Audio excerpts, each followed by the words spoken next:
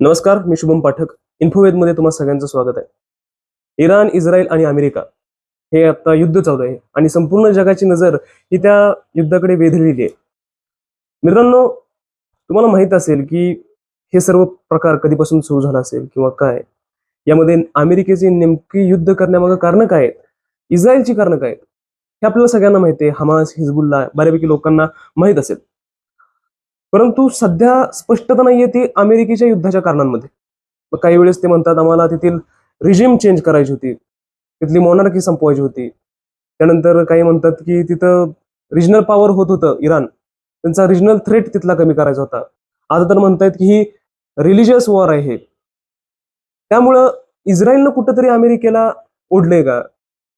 इतके दिवस आपल्यासमोर चित्र होतं की इस्रायलचा आका अमेरिका आहे. पण आता अमेरिकेचा आका इस्रायल आहे का? असं काय आहे का? तर ते एक आपल्याला पाहणं गरजेचं आहे. दुसरी गोष्ट, खामेनी जे आहेत, आयतुल्ला खामेनी, या ठिकाणी त्यांना ठार मारण्यात आलं अमेरिका आणि इस्रायलद्वारे. तर त्याच्या प्रतिक्रिया भारतातही उमटल्या. पण ज्या एक्स्ट्रीम लेवलवर उमटल्यात, म्हणजे शिया मुस्लिम बांधवांनी काही ठिकाणी आपण बघतोय, लखनौमध्ये असेल, अगदी पुण्यात जर बोलायचं झालं तर कोंढव्यामध्ये असेल, तर त्या एक्स्ट्रीम लेवलला उमटण्याची काहीच गरज नाहीये. म्हणजे अक्षरशः काही महिला ज्या आहेत त्या छाती आपटून दुःख हे करत आहेत, किंवा त्यानंतर काही महिला म्हणत आहेत की मला जाऊ दे तिकडे इराणला. तर एवढं दुःखी होण्याचे काही कारण नाहीये.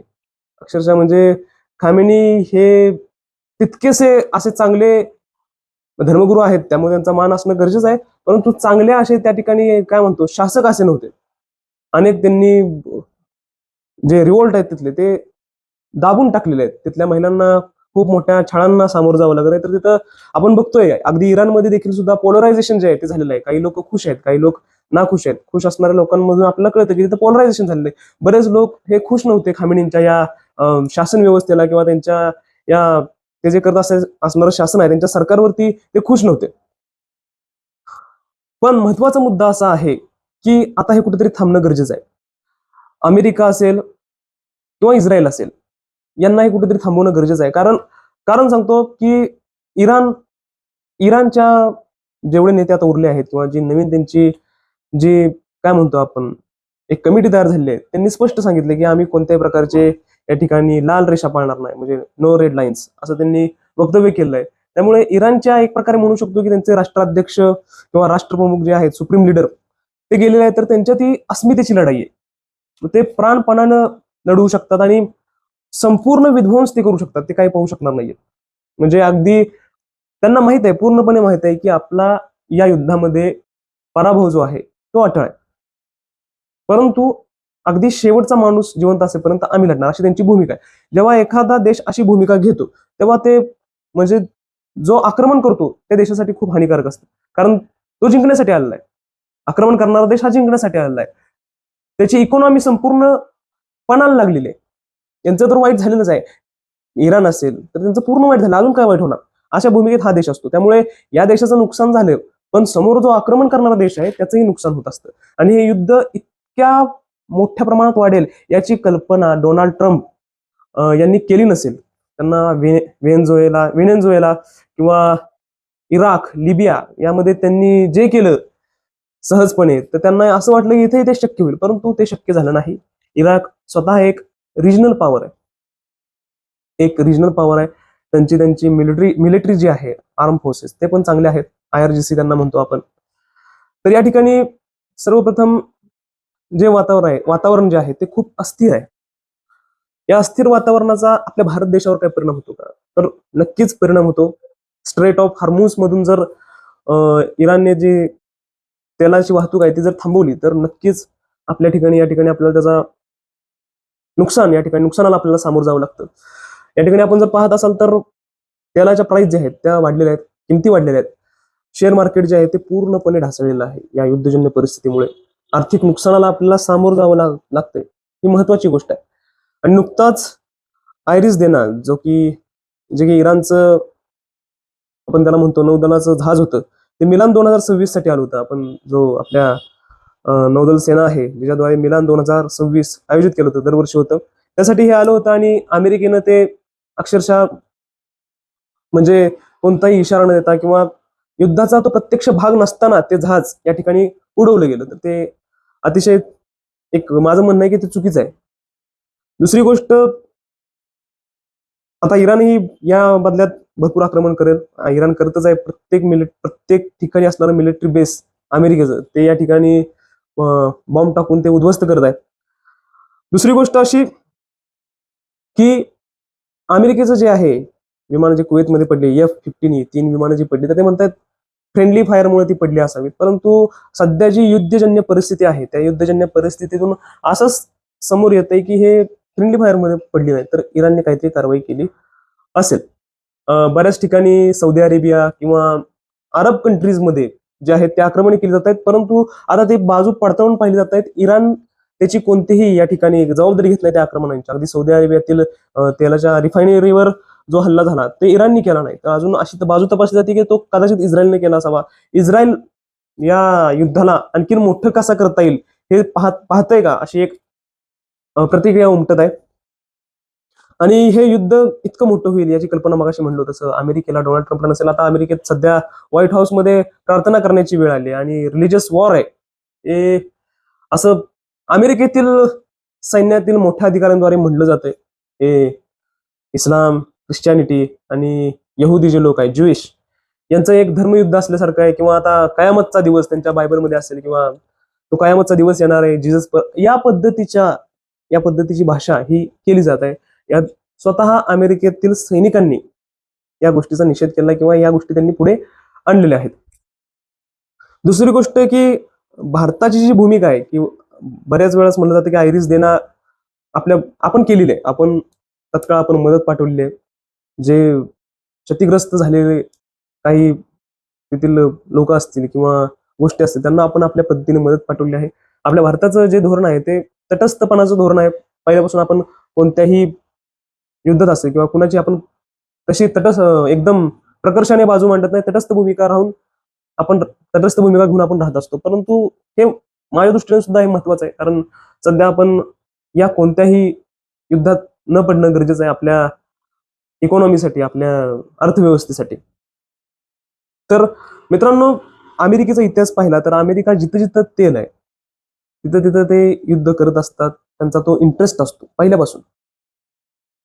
तर या गोष्टी आहेत. तसं आपण आता एक भारत देश आहे. आता मी तुमच्याशी ज्या संवाद माध्यमातून किंवा ज्या सोशल मीडिया प्लॅटफॉर्मवरून तुमच्याशी बोलतोय, समाज माध्यमातून, तर ते सुद्धा ते अमेरिकेचंच आहे. मित्रांनो, हे कधीही बंद होऊ शकतं. कारण अमेरिका असा आहे की म्हणजे तो भांडवलशाह देश आहे, तो कोणाचाही सख्खा नाहीये. म्हणजे काय म्हणतात, जिओ पॉलिटिक्समध्ये कोणतेही राष्ट्र एकमेकांचे मित्र नसतात. इंटरेस्ट प्रत्येकामध्ये असतात. जोपर्यंत इंटरेस्ट आहे तोपर्यंत मित्र आहे. जेव्हा इंटरेस्ट संपतील किंवा इंटरेस्टमध्ये काही बाधा येत असतील तर तेव्हा ते आपण म्हणू शकतो खऱ्या अर्थाने दुश्मन राष्ट्र असं आपण म्हणू शकतो. त्यामुळे जिओ पॉलिटिक्समध्ये आपण अमेरिकेवर विसंबून न राहता, जितकं कमी प्रमाणात विसंबून राहता येईल, आपलं अवलंबत्व जे आहे अमेरिकेवरती ते कमी करण्याचा आपण प्रयत्न करणं गरजेचं आहे. आपल्या भारत देशामध्ये जर प्रामुख्याने कोणत्या गोष्टीत 3 गोष्टीत बदल करणं गरजेचं आहे असं मला वाटतं, तर त्यामध्ये पहिली आपली कृषी सशक्त करणे. तर कृषी जी आहे, शेतकरी जे आहेत त्यांना सशक्त करणं खूप गरजेचं आहे. कारण उद्या तेल संपू शकतं, पण आपल्या भारत देशाला जी देणगी लागलेली आहे, एक म्हणू शकतो की आपला कृषीप्रधान देश आहे. एक चांगली जमीन, चांगली पीक देणारी जमीन किंवा आपल्या या ठिकाणी शेतीला जी पूरक असणारी जमीन जी आहे, सशक्त कृषी, आपल्या देशाच्या कृषी व्यवस्था अजून बळकट होणं गरजेचं आहे. किमान आपली लोकसंख्या ज्या पद्धतीने वाढते त्यामध्ये आपल्याला अन्नधान्यासाठी तरी अजून कोणावरती अवलंबून आता राहतच नाही आपण, परंतु भविष्यात तशी सिच्युएशन येऊ नये. त्यामुळे कृषी आणि त्या संदर्भात जे आहे वॉटर मॅनेजमेंट असेल, पाणी नियोजन वगैरे, त्या गोष्टी अतिशय सशक्त करणं गरजेचं आहे. कृषीमध्ये संशोधन होणं गरजेचं आहे. नवीन नवीन व्हरायटी असतील किंवा काय, तर या गोष्टी होणं गरजेचं आहे. आपली सेना जी आहे ती सशक्त आहे. भारतीय सेना ही सशक्त आहे, यात दुमत नाहीये. म्हणजे भारतीय सेना संपूर्णपणे सशक्त आहे. आपल्याकडे भरपूर प्रमाणात या ठिकाणी आपण काय म्हणतात त्याला, भारतीय सेनेत टेक्नॉलॉजिकली आपण ऍडव्हान्स आहोत. परंतु जी टेक्नॉलॉजी आपण आयात करतोय ती बऱ्यापैकी अमेरिका आणि इस्रायलकडून, म्हणजे इस्रायलचे मोठ्या मोठ्या नेत्यांकडून येते की आम्ही थांबवून आम्ही कुठे सप्लाय करायचं, इंडियाच आमच्यात सगळ्यात मोठं मार्केट आहे, आपण डिपेंडंट आहोत. तर तरीही आपण अजून आपली R&D मध्ये सेनेच्या बाबतीमध्ये अजून आपण सशक्त होणं गरजेचं आहे. आपली सेना जी आहे ती अगदी सशक्त होणं गरजेचे आहे. तिसरी गोष्ट R&D. म्हणजे आता जे हा व्हिडिओ समजा चुकून जर कोण पाहत असतील, तुमची मुलं 8वी ते 12वी या वयोगटात असतील किंवा स्वतः 8वी ते 12वी मधील वयोगटातील मुलं जर हा व्हिडिओ पाहत असतील, तर सगळ्यांना एक निवेदन आहे मित्रांनो, तुम्ही R&D रिसर्च अँड डेव्हलपमेंट मध्ये तुम्ही स्वतःचा रस त्यात तयार करा. आपल्या देशाला भरपूर वैज्ञानिकांची खूप गरज आहे. आपला देश हा फक्त म्हणजे काय म्हणतात त्याला, UPSC MPSC स्थानिक ज्या आहेत परीक्षा तो देणारा बनू नये. संशोधन आपल्या देशात होणं खूप गरजेचं आहे. आपल्याला स्वतःचे समाज माध्यम किंवा कमीत कमी विकसित करणं गरजेचं आहे, ज्यातून उद्या काही झालं, कदाचित काही होऊ नये, पण काही झालं तर आपल्याला आपली समाज माध्यम बळकट करणं, सोशल मीडिया प्लॅटफॉर्म आपले स्वतःचे तयार करून या ठिकाणी ठेवणं गरजेचं आहे. चीनमध्ये तसं आहे. चीनमध्ये गुगल किंवा युट्यूब वगैरे चालत नाहीये. त्यांनी समाज माध्यम जे आहेत, त्यानंतर त्यांचे सर्च इंजिन जे आहेत ते त्यांनी स्वतंत्र डेव्हलप केले आहेत. त्यामुळे जरी त्यांना कॉपी कॅट म्हणलं जात असेल तरी त्यांनी ते स्वतः त्यांच्या देशात डेव्हलप केलं, त्यांच्या देशापुरतं. त्यांना त्यामुळे असं इतरत्र अवलंबून राहता येणार नाही. आपल्या देशात जर उद्या युट्यूब बंद पडलं, अमेरिकेनं नाही द्यायची सर, अमेरिका तसं करणार नाही, कारण सगळ्यात मोठं आपण त्यांचे काय म्हणू, सगळ्यात मोठं मार्केट भारतामध्ये आपलं सगळ्यात मोठं. पण समजा उद्या बंद केलं, अमेरिकेनं उद्या जर बंद केलं युट्यूब, इंस्टाग्राम बंद केलं, तर ते खूप घातक होऊ शकतं मित्रांनो. बऱ्याच जणांचे या ठिकाणी स्वतःचे काय म्हणतात त्याला, अनेक जणांचे व्यवसाय किंवा पूर्णवेळ व्यवसाय देखील हा युट्यूब आणि सोशल मीडिया प्लॅटफॉर्म्स बनलेत. मोठमोठे ऑफिस यावरती उभी राहिलेत. अर्थव्यवस्था एक चांगली तयार झाली आहे या युट्यूबच्या माध्यमातून. तर ते कुठेतरी थांबावं, यासाठी आपल्याला R&D मध्ये आपल्याला खूप सजग राहणं गरजेचं आहे. जे मुलं 8वी ते 12वी का म्हणतोय, तर त्यांच्यात ती गोष्ट लवकर डेव्हलप होते. म्हणजे जे डिग्रीला गेलेत किंवा जे आता करतायत ते चांगलंच आहेत. त्यांनी जितक्या जास्त प्रमाणात या R&D क्षेत्रात काम करता येईल तेवढं करणं गरजेचं आहे. आता AI समिट झाली, गलगोटिया युनिव्हर्सिटी सगळ्यांना माहित असेल.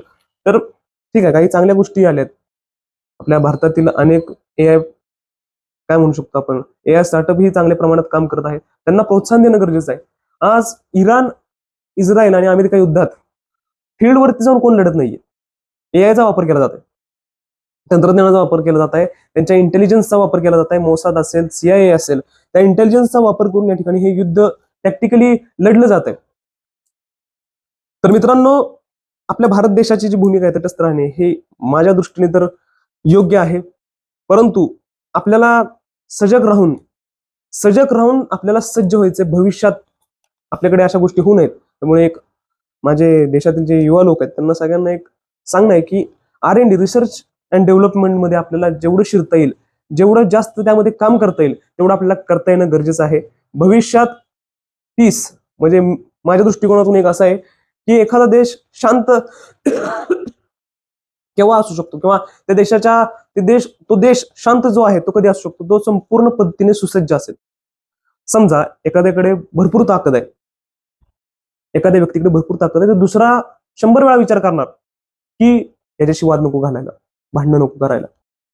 मग आपोआप जी आपण शांतता म्हणतो ती शांतता आपोआप प्रस्थापित होत असते. तसं भारताने देखील पुढे सज्ज, आजही भारत सज्ज आहे, परंतु याही पेक्षा अजून सज्ज होणं गरजेचं आहे. मित्रांनो, शक्यता वर्तवली जाते की काय म्हणतात त्याला, विश्वयुद्ध 3, वर्ल्ड वॉर 3 कडे आपली वाटचाल चाललेली आहे आणि अमेरिकेची इकॉनॉमी यामध्ये पूर्णपणे ढासळू शकते. त्यामुळे भारत देशाला या ठिकाणी खूप स्कोप आहे. या ठिकाणी आपण R&D मध्ये माझे जे तरुण मित्र आहेत, विशेष करून 8वी ते 12वी मध्ये रिसर्च अँड डेव्हलपमेंट, कोणत्याही प्रकारचा रिसर्च असेल, AI संदर्भातला असेल, रोबोटिक्स मधला असेल, मेकॅनिकल मध्ये असेल, केमिकल मध्ये असेल, इलेक्ट्रिकल, या साइड्स फक्त शिक्षण घेऊन तिथं मर्यादित राहण्यासाठी नाहीयेत, तर त्यामध्ये संशोधन होणं गरजेचं आहे. ते संशोधन करत राहणं हे आपलं काम आहे. तरच आपला भारत देश हा सजग बनेल. बाकी ज्या गोष्टी आहेत त्यामध्ये आपला म्हणजे आपण विश्वगुरु आहोत अशी टीका केली, विश्वगुरु आपण आहोत एक फिलॉसॉफिकली म्हणत असू किंवा तत्वज्ञानी दृष्ट्या आपण आहे, अध्यात्माच्या दृष्टीने आहे. अगदी स्टीव्ह जॉब वगैरे किंवा मार्क झुकरबर्ग भारतात येऊन अनेक जणांच्यात आध्यात्मिक बदल घडून गेले आहेत. परंतु आता कुठेतरी आपल्याला तंत्रज्ञानामध्ये या ठिकाणी आपल्याला सुधार करणं गरजेचं आहे. त्यामध्ये आपल्याला लक्ष घालणं गरजेचं आहे. वेद उपनिषद आपले खूप समृद्ध आहेत, परंतु आपण त्याचाच गौरव घेऊन कायमस्वरूपी पुढे पुढे नाही जायचे. आपल्याला R&D, पूर्वीच्या काळी आम्ही विमानं तयार करतो, काय त्याची काही आता गरज नाहीये. आत्ता आपण काय करतोय? आत्ता आपल्याला R&D मध्ये सक्षम होणं गरजेचं आहे. आमच्याकडे पुष्पक विमान होतं. आपला तो गौरवपूर्ण इतिहास आहे आणि इतिहासच आहे तो आपला. आपल्याकडे या सगळ्या गोष्टी होत्या किंवा हे सगळं होतं. अगदी आर्यभट्ट होते, कणादृषी होते, परंतु संस्कृती आपली, परंतु आता संस्कृतीचं नाही, आपल्याला तंत्रज्ञानामध्ये विकसित होणं गरजेचं आहे. विज्ञान आणि तंत्रज्ञान, आपला वैज्ञानिक दृष्टिकोन असणं गरजेचं आहे. आणि जे लोक धर्म किंवा जात करत असतील त्यांना वेल एज्युकेशन देणं गरजेचं आहे असं मला वाटतं. आणि जे छाती पिटून घेत आहेत त्यांना तर पहिल्यांदा आपल्या देशानं त्यांना काय म्हणतात, त्यांना ट्रोल ठीक आहे, आता तो आपल्या देशाचा भाग आहे. ट्रोल आपण करतो एक लिमिट पर्यंत, ट्रोल ठीक आहे त्यांना, पण तिथून पुढे त्यांना मुख्य प्रवाहात आणणं, त्यांना सत्य काय आहे हे शांततेत समजून सांगणं गरजेचं आहे. त्यांना एज्युकेट करणं गरजेचं आहे. राष्ट्रप्रथम ही भावना त्यांच्या मनात रुजवणं गरजेचं आहे. आता त्यांच्या मनात नाहीये, त्यांच्या मनात राष्ट्रप्रथम ही भावना नाहीये. ती भावना, राष्ट्रप्रथम ही भावना मनात रुजणं गरजेचं आहे. त्यामुळे या युद्धजन्य परिस्थितीत आपल्याला या सगळ्या बाजूंनी विचार करायचा आहे. आपल्याला तग धरून उभं राहायचंय. त्यांनी छाती पिटवून जरी घेतले तरी ते भारत देशात राहतात, भारत देशाचा एक भाग आहे. कितीही झालं तरी त्यांना सांभाळून घ्यायचंय, त्यांना योग्य दिशेनं आणायचंय. आपल्याला भारत देशाला तग धरून ठेवायचंय आणि पुढे जायचंय. बाकी इथेच थांबतो. पुढे भेटूयात नवीन विषयासोबत. धन्यवाद.